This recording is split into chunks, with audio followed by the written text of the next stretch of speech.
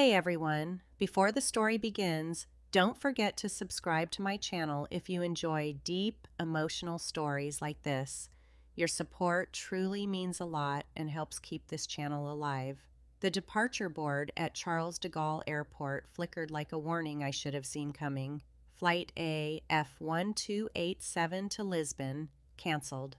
I stood there with my coat draped over my arm, my phone gripped tightly in my hand, my heartbeat pounding louder than the airport announcements echoing through the terminal. Around me, strangers sighed, complained, and rushed to rebook their flights. I simply stared at the screen. Deep down, I already knew this wasn't because of bad weather, airline strikes, or bad luck. It was Camille. She had a sense of humor that always left emotional bruises while expecting everyone else to laugh. I called her, straight to voicemail. I called again, still nothing. When I finally left a message, my voice sounded calm and controlled. Camille, I'm at the airport. Call me back.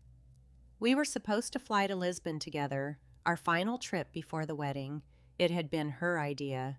A few days of sunshine, wine, and a symbolic fresh start after months of tension with her family. Then I checked my email. That's when I saw it, a confirmation notice from the airline sent just 2 hours earlier. Your reservation has been canceled. Mine, not hers. A cold feeling spread through my chest. I recognized it immediately.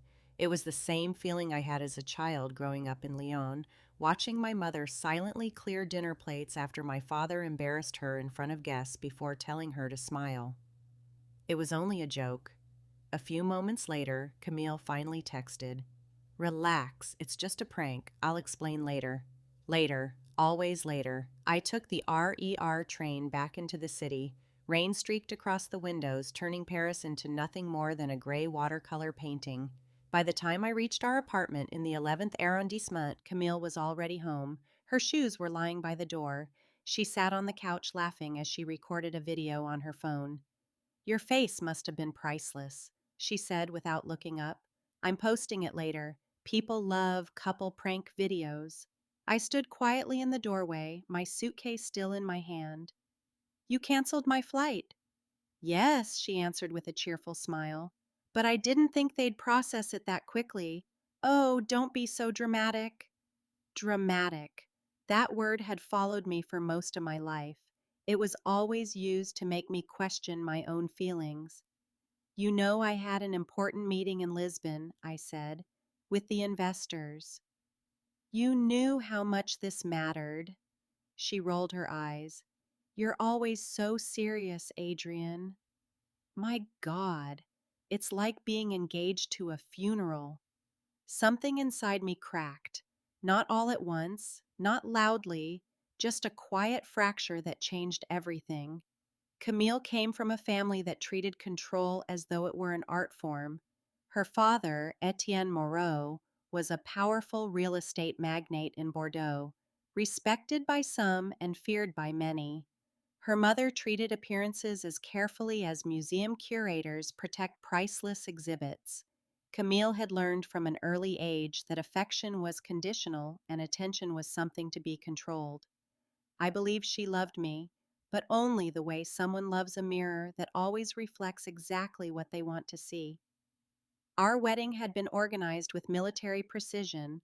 The chateau in the Loire Valley had already been booked, the guest list carefully approved. Every opinion I offered was tolerated, never truly welcomed. Whenever I questioned anything, Camille would smile sweetly and tell me, "You're imagining things." That night, while she slept peacefully on her side of the bed, I lay awake listening to the quiet rhythm of the city outside. Old memories returned without invitation. My father's cruel jokes, my mother's silence, the generations of men in my family who had learned to make themselves smaller just to survive women who confused control with love. By sunrise, my decision no longer felt driven by anger. It felt like absolute clarity. I didn't argue. I didn't raise my voice. I packed a bag and went to my office near Canal Saint-Martin. I canceled every meeting. Then I began making phone calls. First, the wedding venue. Calmly, politely. Cancellation due to irreconcilable circumstances.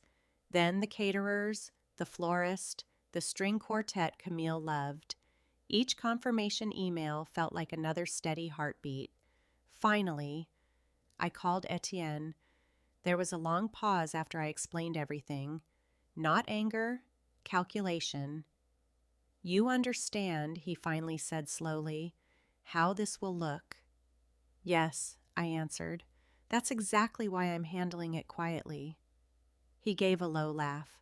So this is revenge? No, I replied. This is setting boundaries. Then I forwarded everything. Late-night emails Camille had carelessly sent me, cruel messages joking about manipulating me, screenshots of group chats where she and her friends laughed about keeping Adrian manageable, even an audio recording from an argument she never realized I had saved, the one where she admitted canceling my flight simply because she wanted to remind me who was really in control. Etienne never replied. Camille woke up to an empty apartment and a wedding calendar filled with cancellations. She stormed into my office, mascara smeared across her face. "You're humiliating me," she hissed. Over a joke?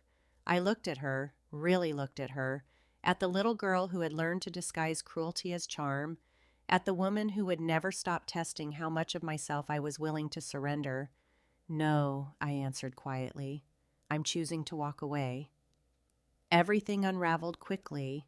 Wedding invitations were canceled. Rumors spread.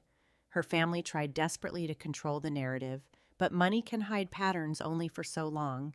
Eventually, the truth always finds its way out. Sponsors quietly withdrew from her lifestyle brand. Friends slowly disappeared.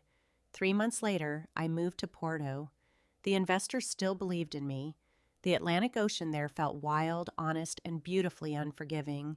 Its waves crashed against the rocks without pretending to be gentle. On my first Christmas alone, rain swept across the Douro River while holiday lights reflected on the water like shattered stars. I felt lonely, but I also felt free, and that freedom mattered more than anything else. Late that evening, Camille sent one final message. "You ruined everything." I typed a reply, then erased every word. Some silences deserve to remain unbroken. Standing beside the river, breathing in the cold air mixed with the scent of salt, I finally understood something my parents never did.